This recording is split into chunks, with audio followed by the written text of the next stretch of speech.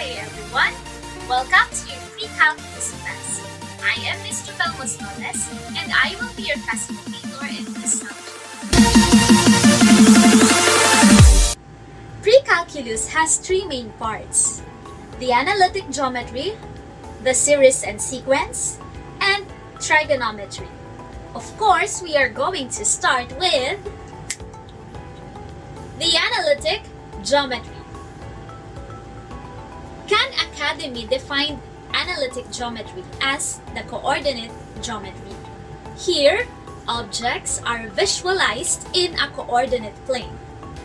Points, lines, curves, and planes are dealt with using algebraic methods. The very first topic that we are going to discuss under the first part of pre-calculus is the conic sections. But before we discuss all about conic sections, let us first try to find out how, when, or where this conic section originated. The history of conic sections may be traced back to ancient Greece at the time of the Greek mathematician Menaechmus.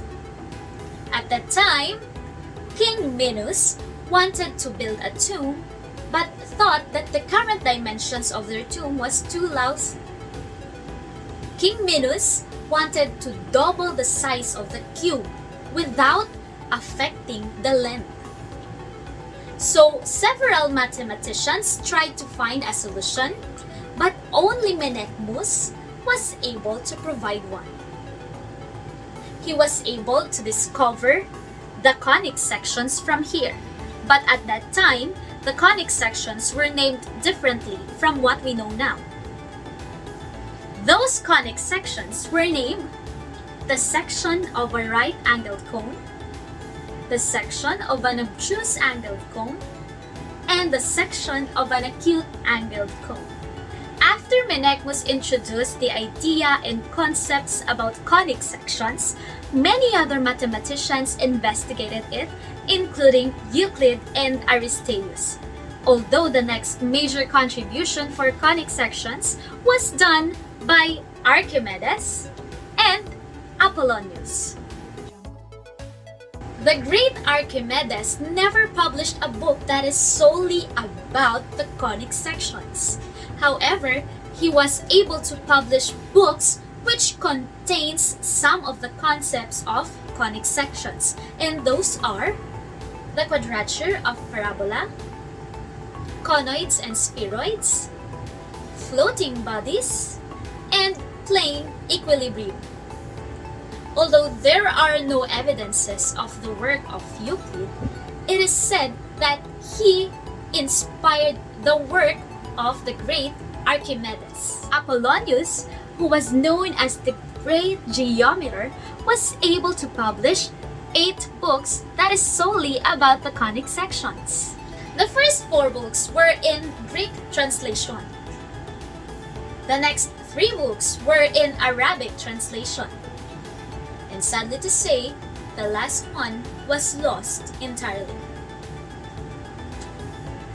Apollonius was also the one who proved that all these conic sections may be derived from one and the same cone. He was also the first one to use the double-napped cone. Apollonius also gave the names of the conic sections which are used up to now: the parabola, the ellipse, and the hyperbola.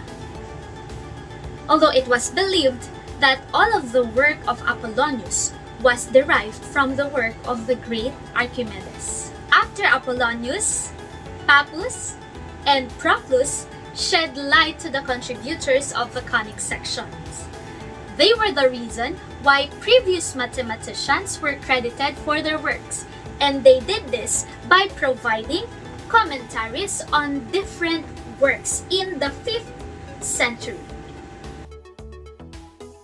It was until the 15th century, around the era of Renaissance, when the interest in Greek culture and the Greek knowledge arose, And in that time, at 1605, Johannes Kepler introduced his idea that Mars revolves around the Sun in an elliptical pattern. This discovery fueled motivation to study conic sections, although it focused more on astronomy.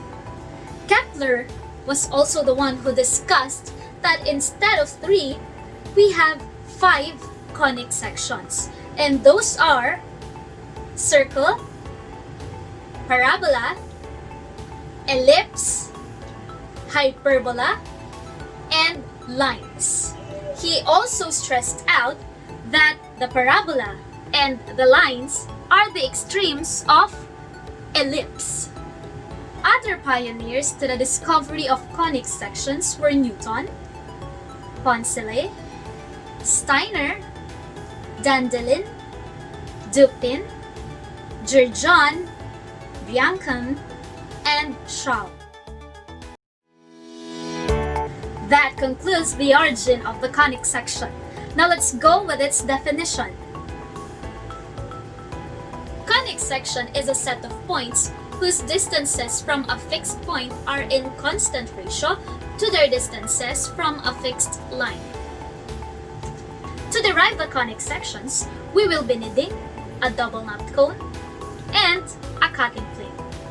The conic sections have a general equation. ax squared plus bxy plus cy squared plus dx plus ey plus f is equal to 0. There are two types of conic sections, the degenerate conic sections and the non-degenerate conic sections. Let's start with degenerate conics. These conics are formed when the cutting plane passes through the vertex of the double-napped cone. We have the point, line, and 2 intersecting lines. Now let us take a look on how these are formed by using a double-napped cone and a cutting plane. First, let's have the point.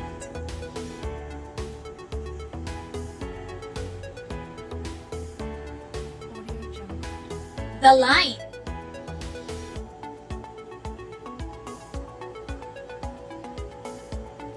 And the intersecting lines.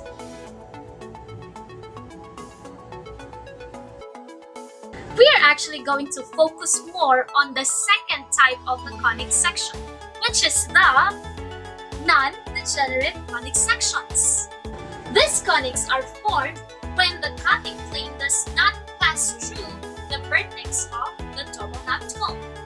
We have the circle, the parabola, the ellipse, and hyperbola.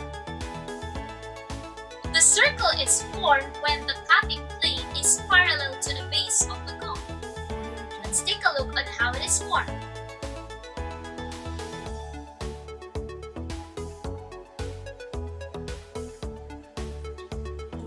Some examples of circle are a ball, a circular plate, a circular table, and many more. Next, we have the parabola. The parabola is formed when the cutting plane is parallel to an edge of the cone. Let's take a look on how it is formed.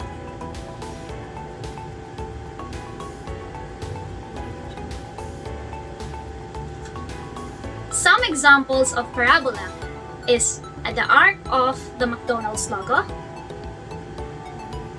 a banana, a satellite dish, and many more. An ellipse, on the other hand, is formed when the cutting plane is not parallel to any of the edge of the cone. Let's take a look on how it is formed.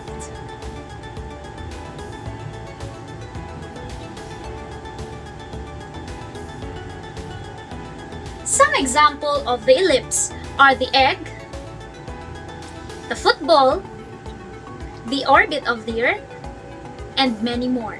The last conic section that we have is the hyperbola. The hyperbola is formed when the cutting plane intersects the two naps of our double-napped cone. Let's take a look on how it is formed.